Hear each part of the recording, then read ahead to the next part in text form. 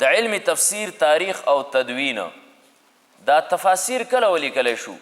دا علم تفسیر چې نو کله مدون شو کله ولیکلی شو د دې تاریخ سره نو بیا دومره خبره ذهن کې یاره وساتئ چې په علم تفسیر باندې 3 دورونه تیر شوي دي لولو 3 دورونه دا په علم تفسیر باندې تیر شوي دي اول نمبر تفسیر فی عهد النبی صلی الله علیه وسلم والصحابه اولنې دور چې په تفسیر علمی تفسیر باندې تیر شوی نو دا د نبی علیه الصلاة والسلام او د صحابه کرامو دور دی د رسول الله مبارک په دور کې او د صحابو په دور کې د تفسیر څه طریقه کارو نو یو رسول الله صلی الله علیه وسلم د نبی علیه الصلاة والسلام عادت په ابتدا کې دا چې کله به جبرئیل علیه الصلاة والسلام وحی راوړه نو رسول الله مبارک پر جبرئیل علیه الصلاة والسلام سره هغه وحی وی الله تعالی قرآن کې رسول الله مبارک منع که او د قرآن د را جمع کېدو ذمواري الله واغسته ځکه نبی علیه السلام به د جبرئیل علیه الصلاة والسلام سره څه کوي چې هسې نه چې جبرئیل علیه السلام لاړ شه او بیا دا وحی زمانه هیره نشي نو الله تعالی منع که او الله ذمواري واغسته ان علینا جمعه و قرآنه د قرآن د محفوظ کولو را جمع کولو د هغې ذمواري الله واغسته او بیا رسول الله مبارک ته یوه بله ذمواري الله تعالی په خپل ذمه باندې واغسته چې هغه د قرآن مجید د بیان او د فهم ذمواري وه الله فرمیل ثم ان علینا بیانه ثم ان علینا بیانه دا د قرآن د بیانولو او د قرآن د فهم د تفسیر د هغې ذمواري هم الله واغسته نو رسول الله مبارک ته خو د بل چا د تفسیر ضرورت ونه باقي خبره پاتې شوه د صحابه کرامو نو صحابه کرامو د تفسیر سره څه کول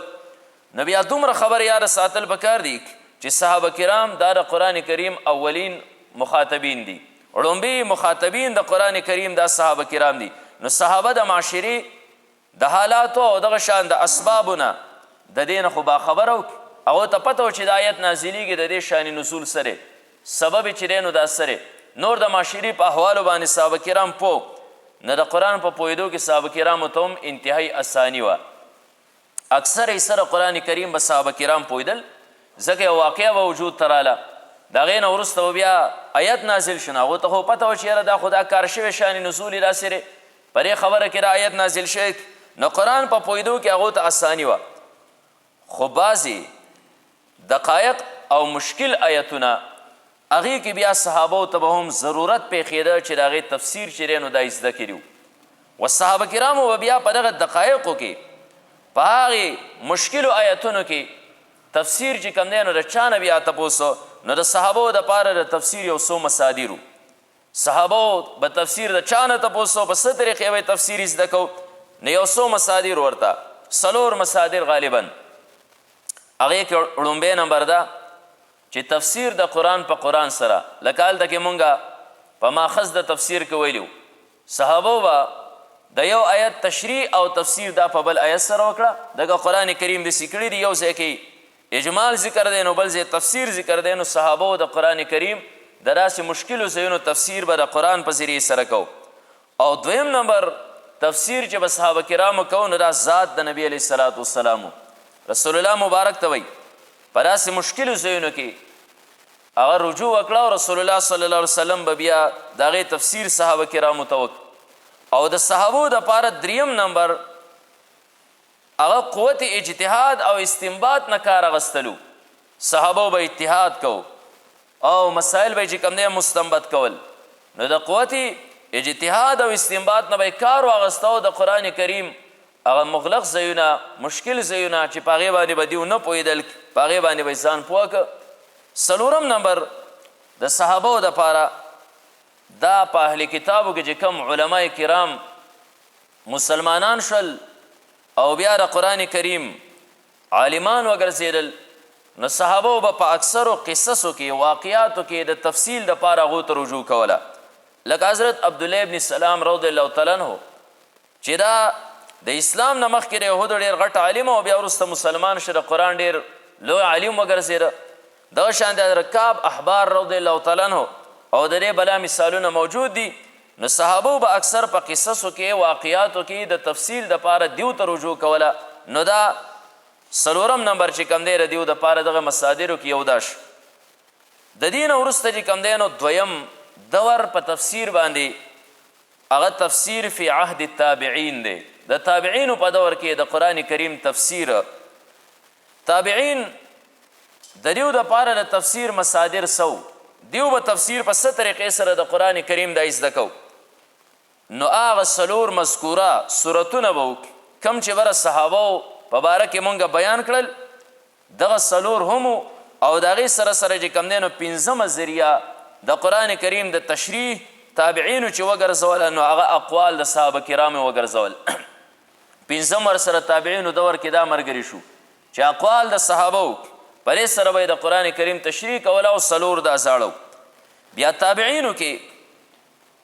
هغه تابعینو په دور کې د قرآن د تفسیر ډېر زیات خدمت شوی دی.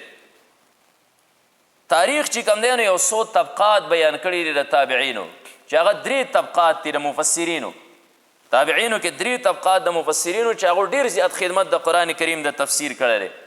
هغې کې وړومبۍ طبقه اهل مکه دي. د ټولو نه زیات د قرآن کریم تفسیر خدمت چې شوی دی نو دا اهل مکه کړی دی. او د دې استاد حضرت عبدالله ابن عباس رضی الله تعالی عنهما د پیغمبر علیه الصلاة والسلام د تره زوی رسول الله مبارک ورته دعا کړې وه. الله تعالی دی چې دی نو امام المفسرین ګرځولی و. نو د حضرت عبدالله ابن عباس رضی الله تعالی عنهما مکه کې دا وړومبۍ طبقه د مکه کې بلا شاګردان تیار کړل او یو لوی جومات د مفسرینو چې دی نو دا تیار کړ. لکه حافظ ابن تیمیه رحمت الله علیه فرمایي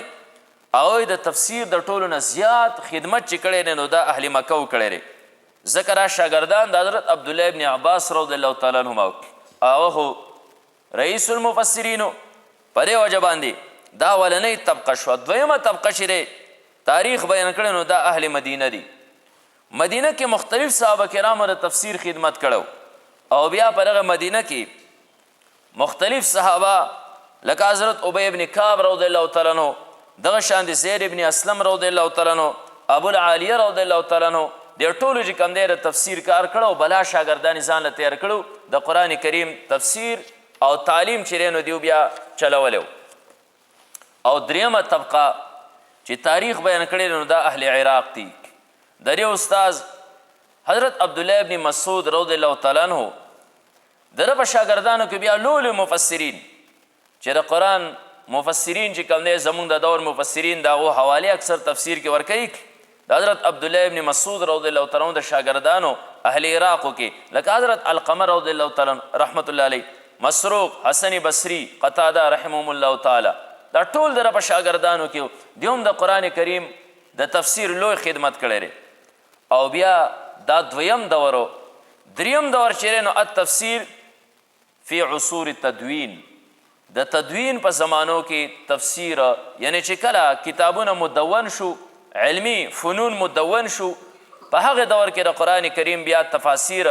یعنی مطلب دا چې د تفسیر یو باقاعده شکل اختیارول، دا کم عام کتابونه چې تاسو ګورئ داسې یو شکل اختیارول، دا یو بل دورو، دا دریم دورو د قرآن کریم د تفسیر. اوس د دې ابتدا کله نه وشوه، دا باقاعده یو شکل د قرآن کریم د تفسیر دا په کم دور کې اختیار شو.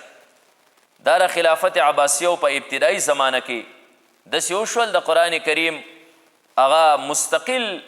یو شکل باقاعده یو شکل د تفسیر چې دی نو دا اختیار شو. او په دغه دور کې بیا د تفسیر بالماسور او د تفسیر عقلی طریقه چې دی نو دا رایج شو. د دې نه وروسته بیا ورو ورو چې کوم دی نو علمي فنون مدون شول، د علومو تدوین شو، ولیکلی شول، کتابي شکل کې ولیکلی شول. دا د صرفو کتابونه، دا د نحوي کتابونه، دغه شان د منطق کتابونه مدون شول، دغه شان د چې د فقه کتابونه مدون شول. نو بیا ورو ورو خلکو تفسیرونه شروع کړل او هر یو مفسر به بیا د خپل فن مطابق تفسیری لیکه. کم به په کم فن کې ډېر زیات ماهر و نو ده به په هغې فن کې بیا د تفسیر خدمت چې دی نو دا کو. لکه منطقي به د قواعدو د منطق مطابق دا تفسیر د قرآن کریم ولیکه، فقیه چې کوم دی نو د فقه مطابق، نحوي به د نحوې مطابق، دغه شان دی چې کوم دی هر یو کس پر خپل فن مطابق تفسیر لیکه او دې ته مناهج د تفسیر وایي. دا کم فن کې چې به یې لیکه دې ته مناهج د تفسیر وایي. لکه بعضو به تفسیر علی منهج الاحادیث ولیکه، د حدیثو په طریقه باندې، دې ته تفسیر بالماسور هم وایي.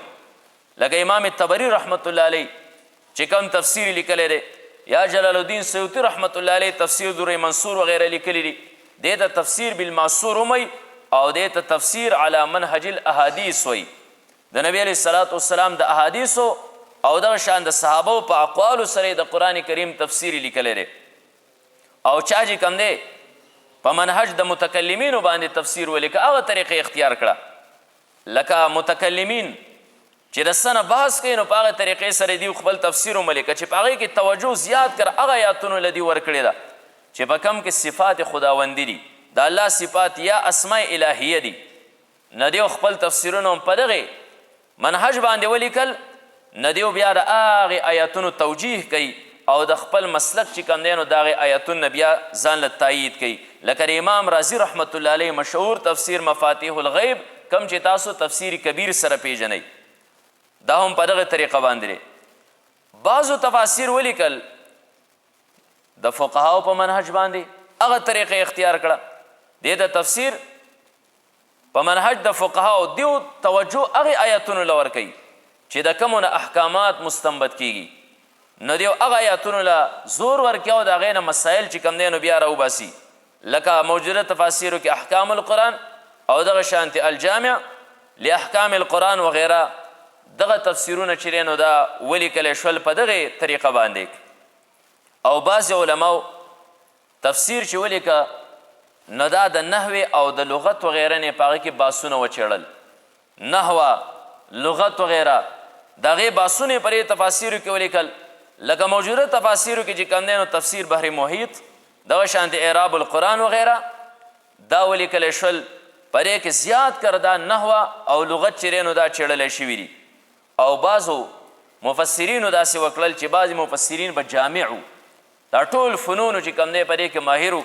نه دیو دا ټول په خپلو تفسیرونو کې راغونډ کړل لکه دې دور کې علامه لوسی رحمت الله علیه تفسیر روح المانی لیکلی دی نو هغې کې را تمام فنون چې دی نو دا را جمع دي نو دا تقریبا 3 دوره